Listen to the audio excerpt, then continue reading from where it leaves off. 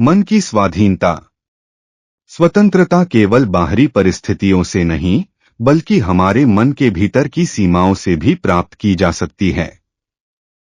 हमारे मन के भीतर की सीमाएं कई प्रकार की होती हैं, जो हमारी सोच, भावनाओं और व्यवहारों को प्रभावित करती हैं।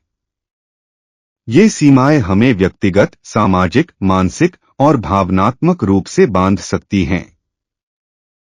मन स्वाभाविक रूप से विचारों से भरा होता है। इन विचारों की प्रकृति ऐसी होती है कि वे लगातार बदलती रहती हैं और एक विचार से दूसरे विचार की श्रृंखला बनती रहती है।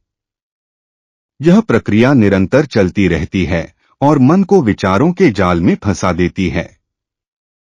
जब मन किसी विशेष विचार या भावना में उलझा होता है, तो यह स्वतः ही किसी अन्य विचार या भावना की ओर प्रवृत्त हो जाता है।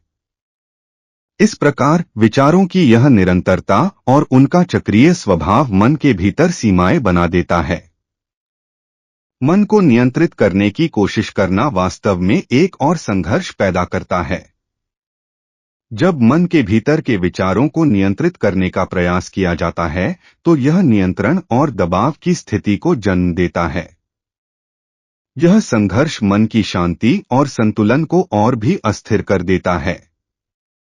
मन को नियंत्रित करने की कोशिश करने का अर्थ है कि विचारों के साथ एक संघर्ष में फंस जाना, जो केवल मन की स्थिति को और खराब करता है। विचारों और भावनाओं से जुड़ी स्वायत्तता की कमी एक प्रमुख सीमा है। जब विचार और भावनाएं मन पर हावी हो जाती हैं, तो व्यक्ति अपनी स्वायत्तता खो देता है और बाहरी चीजों और परिस्थितियों पर निर्भर रहने लगता है।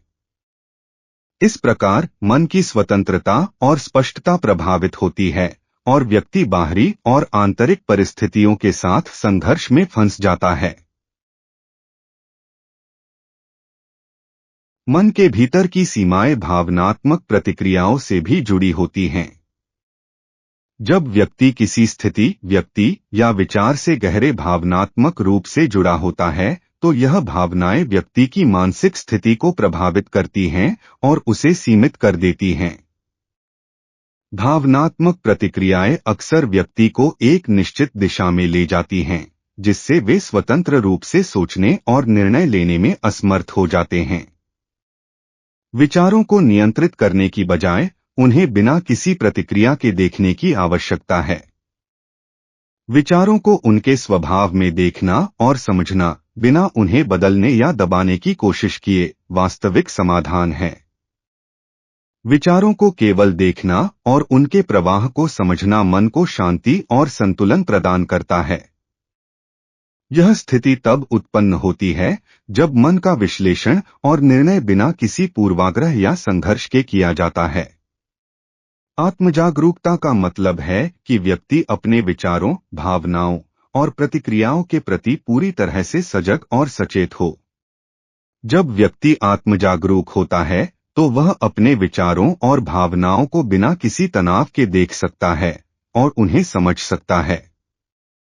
यह जागरूकता व्यक्ति को बाहरी परिस्थितियों और आंतरिक प्रतिक्रियाओं से स्वतंत्र बनाती है और मन की स्पष्टता को बढ़ावा देती है।